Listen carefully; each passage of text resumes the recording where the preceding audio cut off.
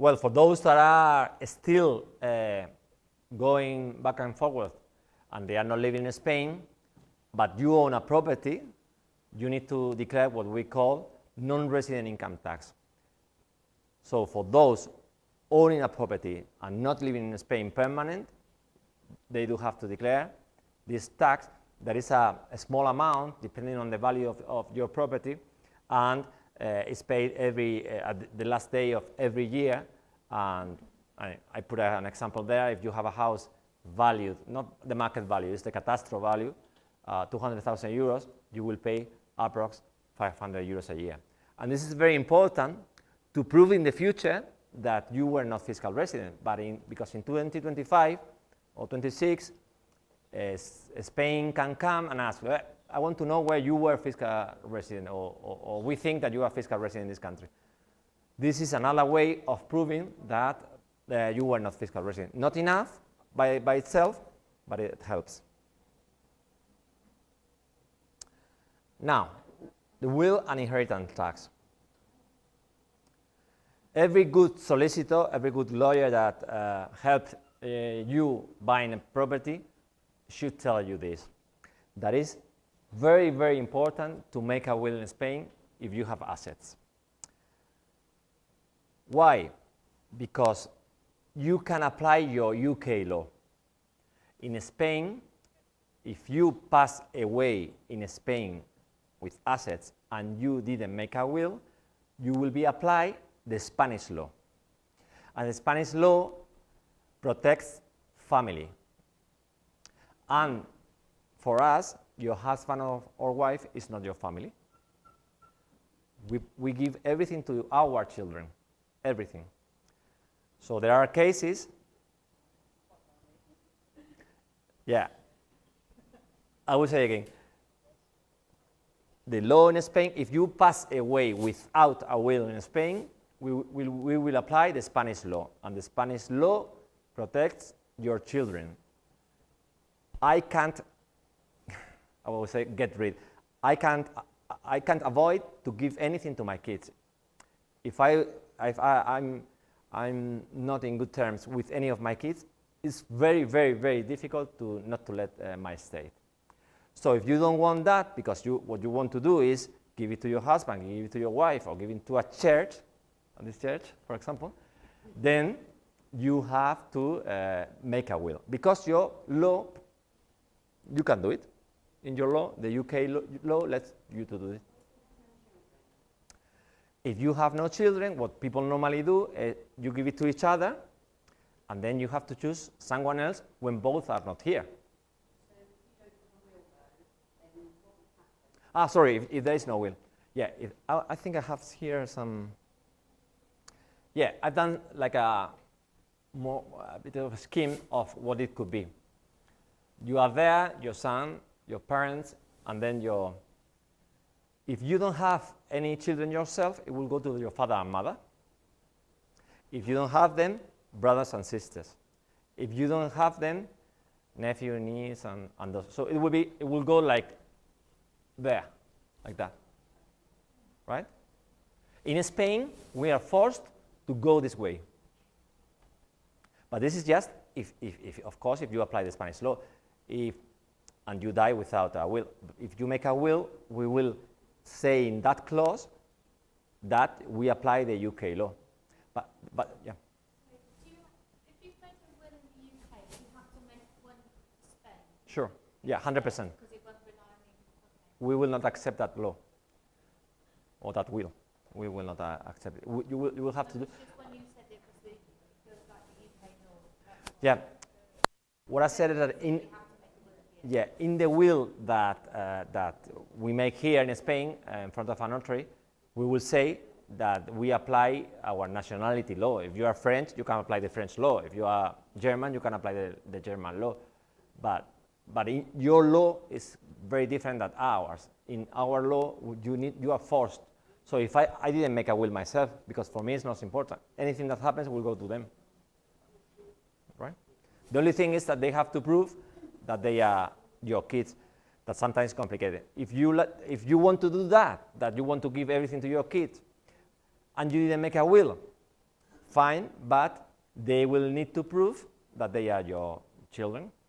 They will need to come, they will need to show the birth certificates, the marriage certificate, so it's a bit more complicated. So, we were talking about inheritance tax. What happens? If you give everything to your spouse or to your children or to your parents in Spain, in Andalusia, because it's given the authority to tax inheritance tax to regions, in this case we are in Andalusia, it's for free, unless you are a millionaire. That then will, up to $1 million in assets is for free. So anything that goes to your husband or spouse or to your children, you don't pay anything. They won't pay anything. You will not be here to pay. If you leave anything to your sister, to your brother, to your church, sorry, it will be the church that will have to pay, not the, of course, not the person that went, but it's expensive because we don't consider yourselves as relatives. Even if it's your sister or brother or nephew, they will have to pay. Very, very important also that I find this a lot. I said that already. If you are not married till not so long ago, those inheriting that were coming from third countries, like UK is now, were paying taxes, inheritance tax in this case. But now this, again, there was a court case and Spain lost, and now anyone inheriting, if they live in UK, Canada, the States, anywhere, and it's your son or a spouse or husband, they won't pay any taxes. But important, very important, this happened a lot with the British, you need to have any kind of link. It's not just that you are a couple, or just enough. You need to make what we call pareja de hecho, that is like a civil partnership, or get married. I can tell that I married a lot of people when I tell them that. Yeah. Yeah. We've done a lot. I mean, people, they've been together a long time, they buy a house together, and when I tell them that if they are not married, they have to pay inheritance tax, the person alive, they get married. And it's easy. You can get married in Spain or in Gibraltar, or we can do what we call a Spanish civil partnership that is called pareja de hecho. It's a document that says that you have a kind of relation, right? So very important. You need to have any kind of link. Another important tip. This example, this gentleman is saying, my wife, we are married, she has a kid, but it's not mine. If you leave your estate to him, he will pay, because you are not blood related with him, even if you are married. So be careful to leave your estate to a step-daughter, children, because they will pay. When there is no option, there is no option, but just think that they will pay.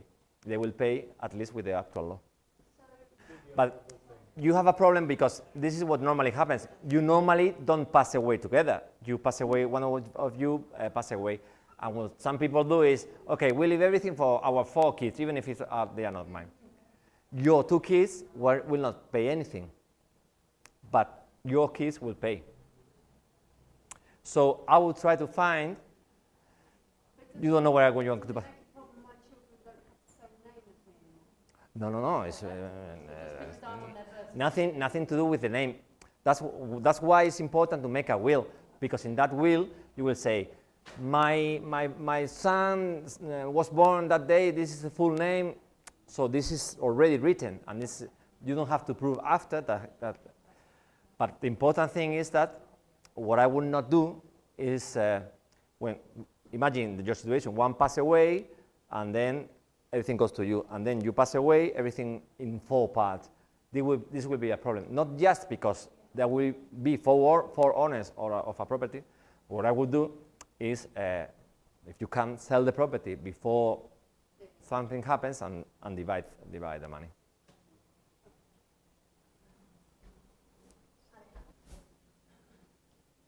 What's the time You start 15,000 a year. 15,000. So anything over 15,000. You start paying in a scale up to 37%. So Up to 37%. yeah, yeah. And the thing is, another funny thing is that in Spain, as a difference with England, that the person receiving the property is not them until you receive it. So you can't use that money to pay the taxes. You know what I mean? Because you are not the owner until you pay the taxes. So you need to find the money somewhere else, pay the tax, inherit, and then sell it if you want. Yeah, it's tricky. Sorry. I didn't see. Okay, my children already own a part of the property of the Spanish law. I got it sorted, so it was a quarter till my wife died, now they have a third of it. When I die, they will automatically inherit a half each. So that has already been done in Spanish law. The only difference is I can't sell the property without their permission. That's right. After all these years, we're not going to fall out now. This happens if your wife or husband pass away, and she thought or he thought that it was better to give it to your kids instead of your husband. You will have a co-owner. You have a partner, and they both together need to sign to do anything with you. No, I mean if you want to sell it. If you want to sell it, they need them to sign. Correct. Yeah, and get any. Yeah, sorry. If you're not fully resident and you own a property with your partner, Partner, partner not married. just the same apply. Yeah, that's. If one of us passes away, but we're not fully resident,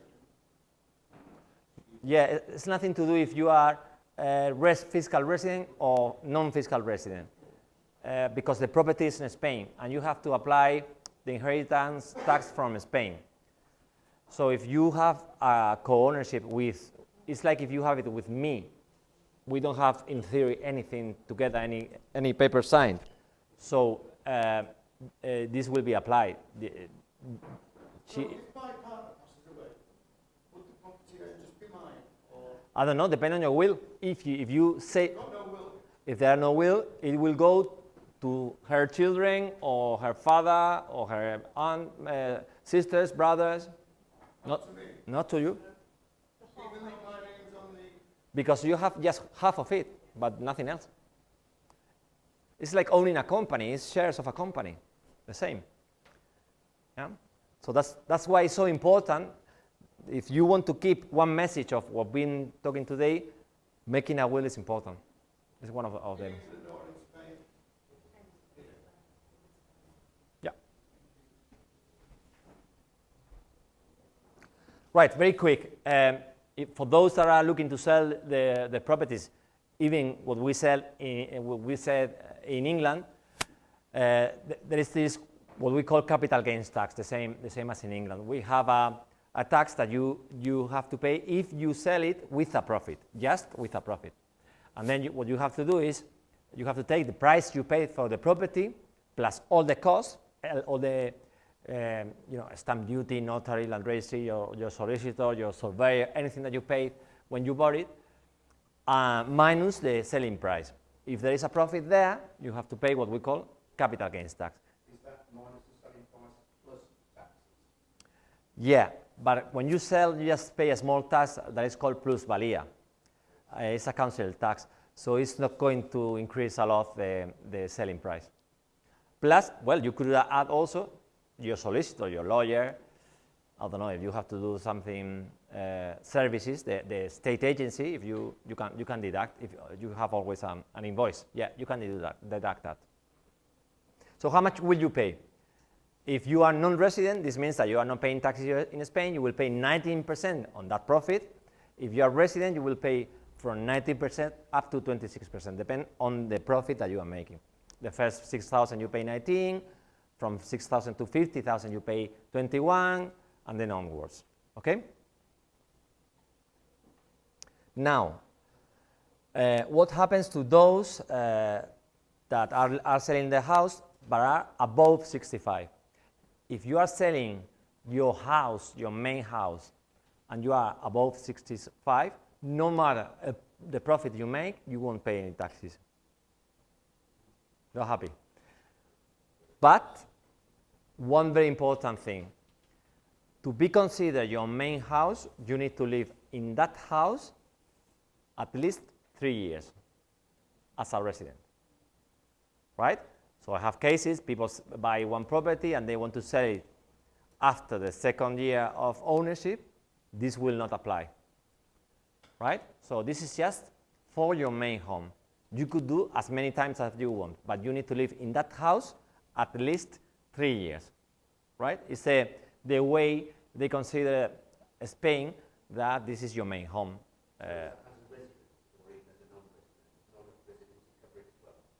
As a resident. I had a case that we appealed because the first year was non-resident and we won because you were the owner. But what the law says is that you need to own the house and live in that house for 3 years, right? Do you pay it and then you live there for 3 years and give it back, or how does that? Say again? So you say you reinvest in the property in Spain.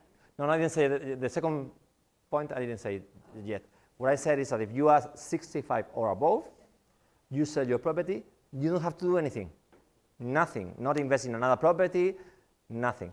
The second line that I'm putting there is what Maddie said, that is, if you are below 65 and you sell again your main home, the house that you've been living at least for the last 3 years, and you invest the profit in a new house, then you will not pay capital gains. Imagine, you bought it for 100,000, you sell it for 150,000, your profit is 50,000. If you invest a minimum of 50,000 in this new property, you won't pay capital gains. Now, a very important thing with kind of illegal properties, is my property legal, is registered the catastro, what is the catastro, and what is the land registry? The most reliable place to prove that you own a property is the land registry. The catastro is just a place where the tax office has got all the drawings, the values of the property, the measure of the property. It could say who is the owner, but it's not relevant. But this is why the land registry is so important, because if you don't have your property in your name, in both names, you have a problem, right? The same as this lady said that she has 2 properties. What happens when your property is less square meters than what you had because you extended? Everyone using a solicitor will want to buy with this fixed, that the square meters that is you are saying in the description of the property should be the same in the land registry. The catastro is important. It's good that everything is matches, but it's not so. This is not. I mean, if I have to buy something and the catastro is not correct, but the land registry is fine, I will buy it. So it's a big thing. So when people say, no, the catastro is fine, or I just own the property in the catastro, don't buy that, or tell them that that's not the way to show that you are the owner of something. How do you check? Yeah, how do you check?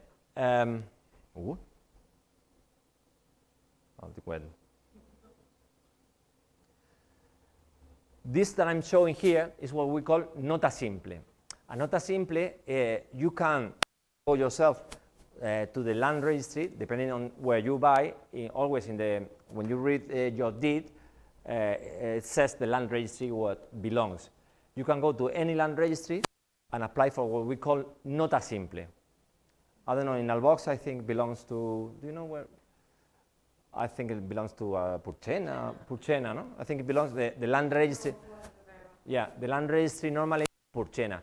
So we will say here it's saying registro de la propiedad de Alicante. In this case, this example is from Alicante, but it would say registro de la propiedad de Purchena. The number of the property, there are some numbers, and here it will say who is the owner and how do you own. It's important, because if you own 50% each, should say that, should say both names there.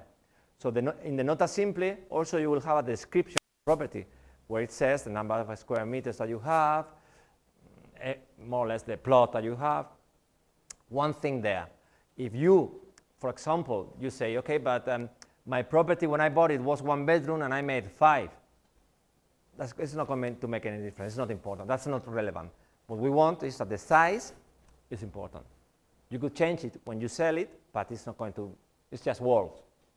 The important thing is that if you are saying there that you have 100 square meters, that your property has got 100 square meters. Because when you sell it, if the reality says that it's 120, but in the land registry you have 80, you will have to solve it if you can with your solicitor.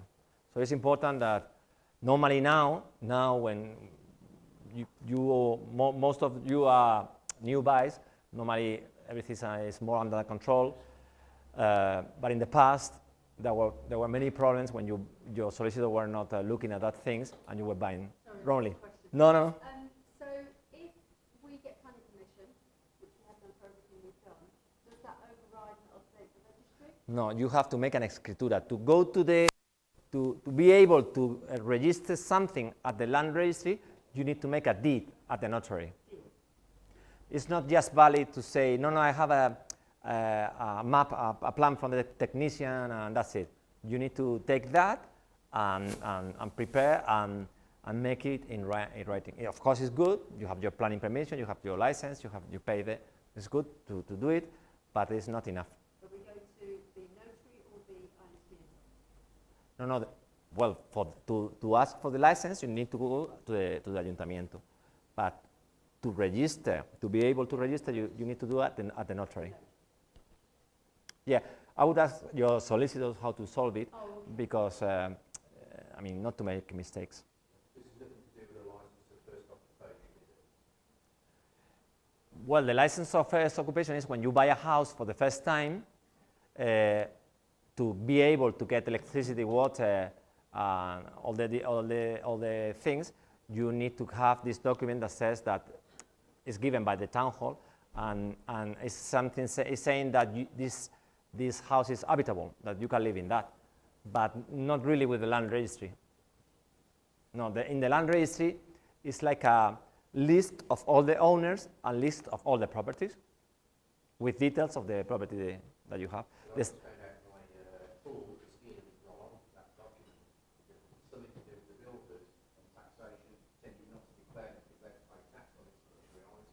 they told you that? Yeah, the day that you are it could happen two things. That if it's not, let's say, legal, of course it's legal, but yeah, the town hall could come and try to punish that.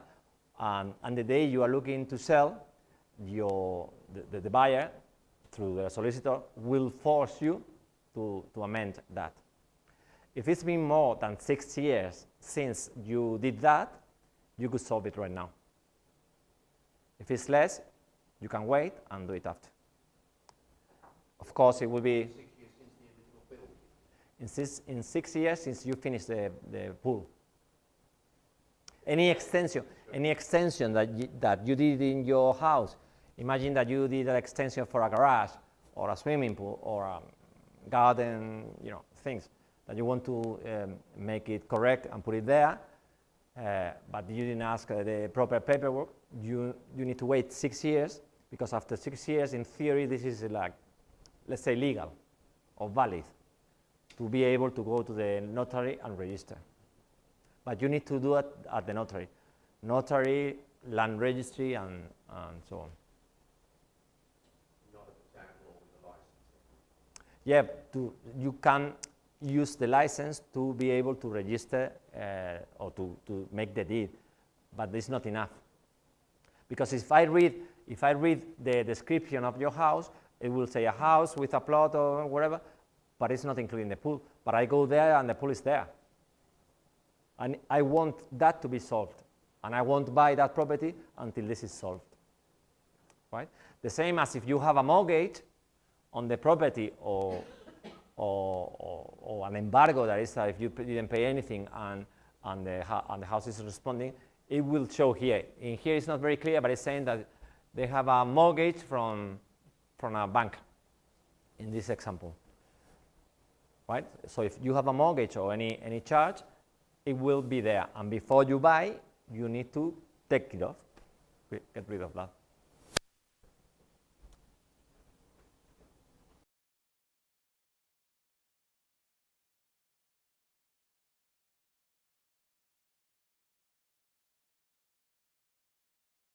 Today, there is nothing yet. There is nothing yet. I mean, we can't give our advice that taking the test for those that